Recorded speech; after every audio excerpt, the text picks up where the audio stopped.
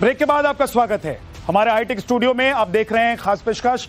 बेंगलुरु में air Asia का सबसे बड़ा एयर शो एरो इंडिया 2025 चल रहा है और इस एयर शो में 30 देशों के डिफेंस मिनिस्टर्स और 90 देशों के प्रतिनिधि पहले दिन ही शामिल हुए थे। इस शो में हर देश में डिफेंस में अपना दम यहां दिखाया और इस कड़ी में भारत ने भी 2014 के बाद बेहद तेज रफ्तार से विकास किया है।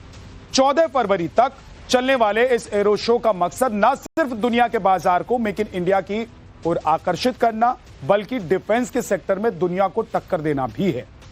इस डिफेंस शो में खरीदार और बेचने वाले दोनों ही शामिल हो रहे हैं, लेकिन भारत ने इस एरो शो में बता दिया है कि हवा तो हिंदुस्तान की है और आने वाला दशक अमेरिका और रूस के हथियारों का नहीं बल्कि मेक इन इंडिया वाले हथियारों का होगा।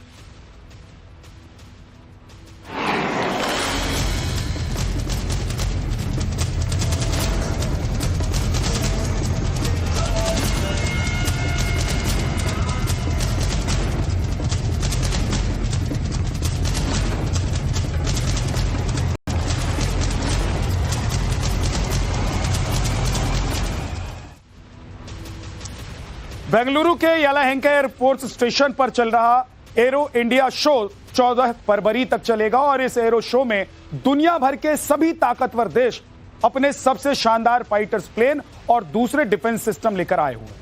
मकसद खरीदार तलाशना है और इस दौरान रूस के सुखोई 57 ने आसमान में अपने करतब दिखाए तो इंडियन एयरफोर्स के सुखोई MKI-30 के पायलट ने उन्हें दिखाया कि आसमान में कैसे उड़ाया जाता है।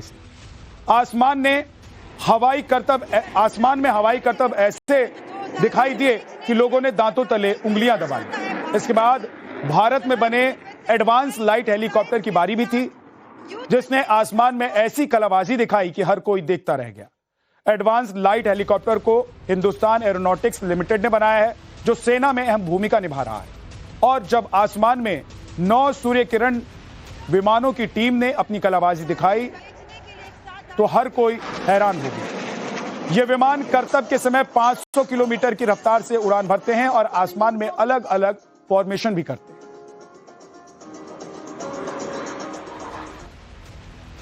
अब आपको 4 तस्वीरें दिखाते हैं बेंगलुरु का आसमान, जहां इस समय देश दुनिया के जाबाज पायलट अपना दमखम दिखा रहे हैं। एरो शो 14 फरवरी तक चलने वाला है और आप रोज यहां इस तरह के एक्शंस देख सकते हैं।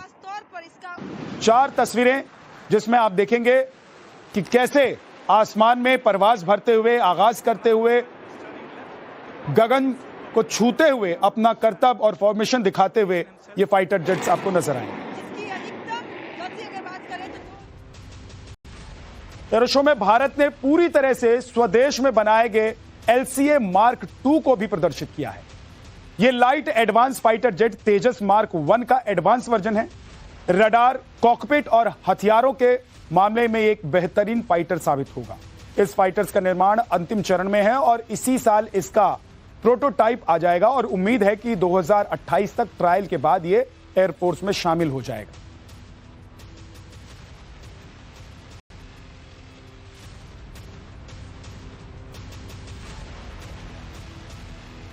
जिस LCA Mark II को दुनिया के सामने भारत ने दिखाया है, अब उसकी कुछ खासियत भी आपको बताते हैं। यह एक स्वदेश में निर्मित 4.5 जनरेशन का यानी कि 4.5 जनरेशन का फाइटर है, जो एक multi role air combat fighter jet है और इसे ADA और HAL ने मिलकर बनाया है। यह तेजस Mark I का अपग्रेडेड वर्जन है, जो कि एडवांस रडार, इलेक्ट्रॉनिक्स, वॉरफेयर से लेस है। LCA 2 में एडवांस सेंसर और कॉकपिट भी हैं और साथ ही यह फाइटर जेट 6 टन हथियार ले जाने में सक्षम है और 2028 तक इंडियन एयरफोर्स में शामिल होने की उम्मीद है इसकी, जो कि MiG-29 मिराज 2000 की जगह लेगा।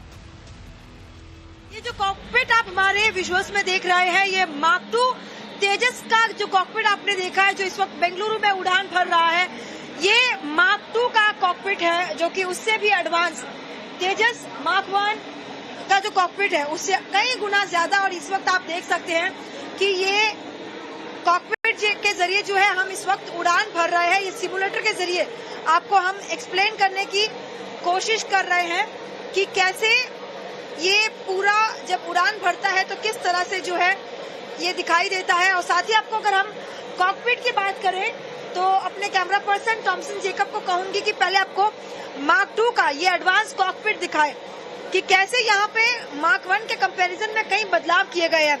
मार्क 1 के कॉकपिट में जो है यहाँ पर कई बटन हुआ करते थे, जो कई स्विचेस हुआ करते थे, जो अब आप देखेंगे कि यहाँ पर सॉफ्ट स्विचेस में तब्दील किए जा चुके हैं। इसके अलावा यहाँ पर एक और खासियत ये है कि जो डिस्प्ले है, यहाँ पर अगर एक डिस्प्ले को कुछ हो जाता है तो यहाँ पर दूसरा डिस्प्ले भी मौजूद है। बाई चांस अगर दोनों ही डिस्प्ले खराब हो जाते हैं तो ये एक बैकअप डिस्प्ले भी यहाँ पर रखा गया है, जो आप इस वक्त तस्वीरों में देख रहे हैं। साथ ही आपको बता दें कि अमूमन विमान के कॉकपिट में जो हैंडल रहता है वो बीच में यहाँ पर रहता है, लेकिन यहाँ पर इस मार्क 2 में साइड में स्विच कर लिया गया है, जो आप इस वक्त तस्वीरों में देख रहे हैं। तो ये जो है आप देख सकते हैं कि रिस्ट की मदद से खाली आप ये उड़ान देखिए।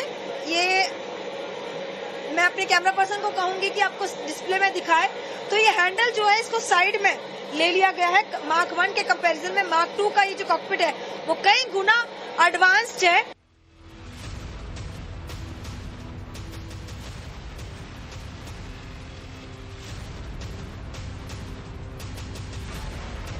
हमास और इजरायल युद्ध के दौरान आपने आयरन डोम एयर डिफेंस सिस्टम का नाम जरूर सुना होगा। ये इतना शानदार है कि एक भी रॉकेट कभी इजरायल की धरती पर नहीं गिरा। अब एरो शो में भारत ने भी अपना देशी आयरन डोम दिखाया है, जो कि आयरन डोम जैसा ही ताकतवर है। 4 लेयर से ये देश की सीमाओं की सुरक्षा करने में सक्षम है। और इतना ही नहीं, 24 घंटे ये निगरानी करता है और दुश्मन की तरफ से कोई हमला हो तो उसे ऑटोमेटिक एक्शन में आकर उसे नष्ट कर देता है, निष्क्रिय कर देता है।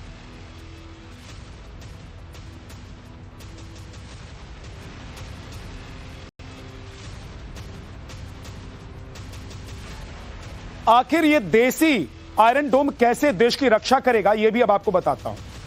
दरअसल ये 4 लेयर वाला मजबूत सुरक्षा कवच है।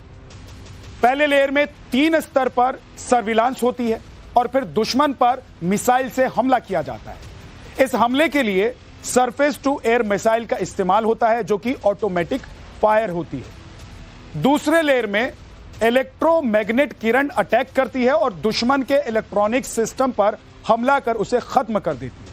फिर तीसरे लेयर में दुश्मन पर एयर अटैक होता है और इसमें लंबी दूरी के रॉकेट का इस्तेमाल किया जाता है। चौथे लेयर में दुश्मन पर लेजर अटैक किया जाता है और लेजर से दुश्मन का ठिकाना निस्तंभूत हो जाता है।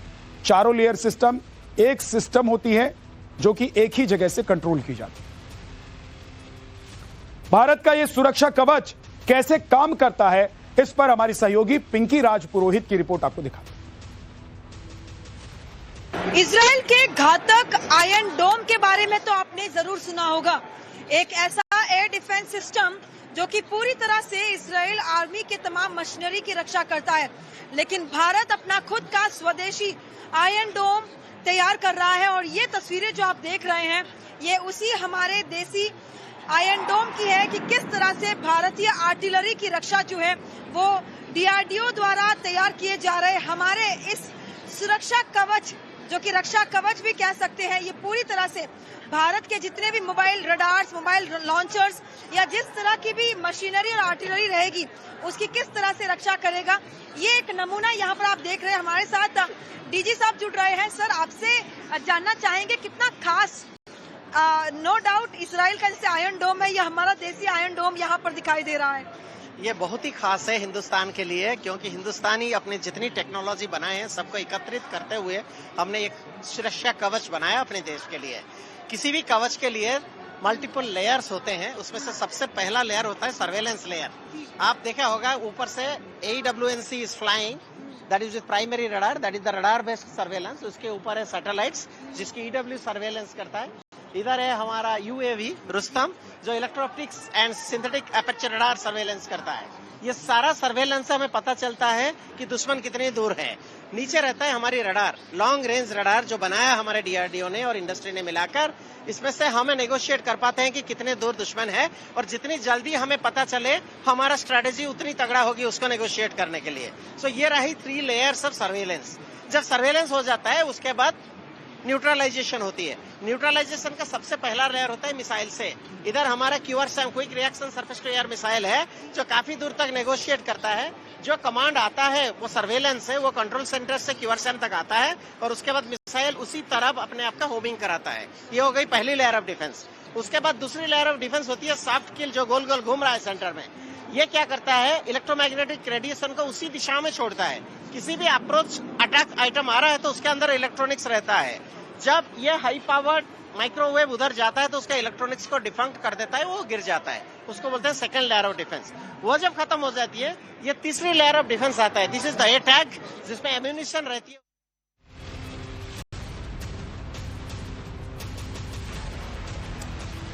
एरो शो में भारत ने कुशा एयर डिफेंस सिस्टम का भी प्रदर्शन किया, जिसकी चर्चा इस वक्त पूरी दुनिया में हो रही है।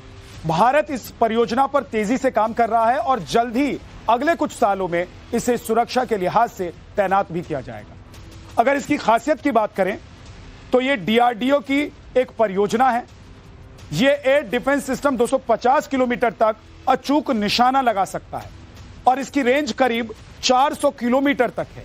यह किसी भी तरह के जेट, मिसाइल और ड्रोन को टारगेट करने में सक्षम है। इसका मुख्य उद्देश्य भारतीय सेना को हवाई खतरों से बचाना है और हवाई सुरक्षा को मजबूत करना भी इसका लक्ष्य है।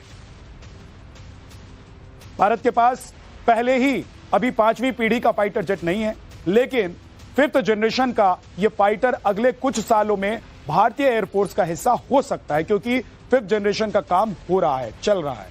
इसे AMC का नाम दिया गया है, यानी कि advance multi role combat jet. Bharat का भविष्य का स्टील्थ फाइटर जेट है, जिसका प्रोटोटाइप 2028 तक तैयार होने की उम्मीद की जा रही है। भारत जो AMCA फाइटर जेट एडवांस बना रहा है वो बेहद ही एडवांस है और कई मामलों में रूस के सुखोई 57 और अमेरिका के F-35 को टक्कर भी देगा। दरअसल ये स्वदेशी एडवांस मीडियम कॉम्बैट एयरक्राफ्ट है जो कि अमेरिका का F-35 और रूसी सुखोई 57 से टक्कर लेने में सक्षम है। HAL और ADA का प्रोटोटाइप बनाया जा रहा है और रडार से बचने के लिए स्टील्थ तकनीक भी होगी इसमें। इसके अलावा सुपर क्रूज क्षमता यानी कि सुपरसोनिक रफ्तार भी होगी इसमें। साथ ही AI आधारित कॉकपिट और एडवांस सेंसर लगे होंगे। यह फाइटर हवा से हवा और जमीन पर हमले की ताकत रखेगा और इसमें भारत में विकसित पावरफुल इंजन से इसे लेस किया जाएगा। 2026 तक AMCA का पहला प्रोटोटाइप सामने आ सकता है और 2030 के दशक की शुरुआत में तैयार होगा। विमानों के इस महाकुंभ में जहां अमेरिका और रशिया अपने अपने 5th generation fighter jets, Russia जो कि सुखोई 57 और अमेरिका की बात करें तो F-35 को प्रोक्योर करने के लिए एक तरह से लाइन में खड़े हैं, वहीं ये जो आप तस्वीरों में देख रहे हैं ये AMCA है, यानी एडवांस मीडियम कॉम्बैट एयरक्राफ्ट, जो कि भारत द्वारा भारत में निर्मित किया जा रहा है और ये ADA, HAL और DRDO के द्वारा तैयार किया जा रहा है। ये दुश्मन के रडार से बचने के लिए उन्नत स्टेल्थ डिजाइन का उपयोग करेगा, साथ ही बिना आफ्टरबर्नर के सुपरसोनिक गति प्राप्त कर सकेगा। AI आधारित कॉकपिट और एडवांस सेंसर भी इसमें लेस होंगे। बेंगलुरु में आयोजित एयर शो पर दुनिया की इसलिए भी नजर है क्योंकि स्काई फोर्स के इस महाकुंभ में दुनिया की 2 महाशक्तियों के 5th जनरेशन के 2 फाइटर जेट भी शामिल हुए हैं। रूस का सुखोई 57 और अमेरिका का F-35। रूस के सुखोई 57 की हर तरफ चर्चा हो रही है और जब ये बेंगलुरु पहुंचा तो आकर्षण का केंद्र भी बन गया। आपको दिखाते हैं। 2025 में इस बार सबसे बड़ा आकर्षण का केंद्र है रशिया का Su-57 और ये जो आप एयरक्राफ्ट देख रहे हैं ये रूसी एयरक्राफ्ट है 5th जनरेशन का Su-57, जो कि 5वीं पीढ़ी का स्टेल्थ लड़ाकू विमान है और सुपरसोनिक क्रूज स्टेल्थ डिजाइन और मल्टी रोल क्षमताओं से लेस है। साथ ही अगर इसकी अधिकतम गति की बात करें तो 2135 अगर बात करें तो 3,500 किलोमीटर तक की है। ये ऐसा रडार आधुनिक एवियोनिक्स और साथ ही एआई सहायता प्राप्त युद्ध प्रणाली से सुसज्जित है। और साथ ही अगर Su-57 की अगर बात करें तो एयर टू एयर और एयर टू लैंड मिसाइल से पूरी तरह से ये सक्षम है। और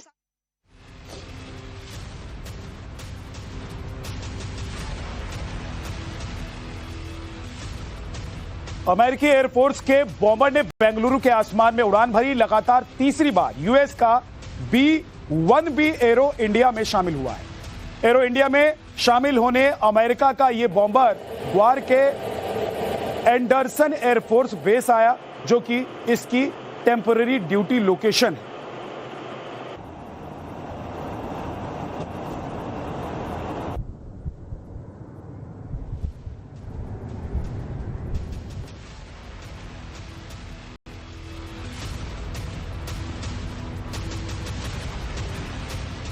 वहीं इसकी खासियत की बात करें तो अमेरिकी बाहुबली की ताकत के बारे में जानकर पूरी दुनिया हैरान है। इसके फंक्शंस की बात करें तो ये long range multi role heavy bomber की भूमिका निभाता है। इसकी लंबाई 146 फीट है, इसकी ऊंचाई 34 फीट है, वजन 86,000 किलोग्राम से ज्यादा है।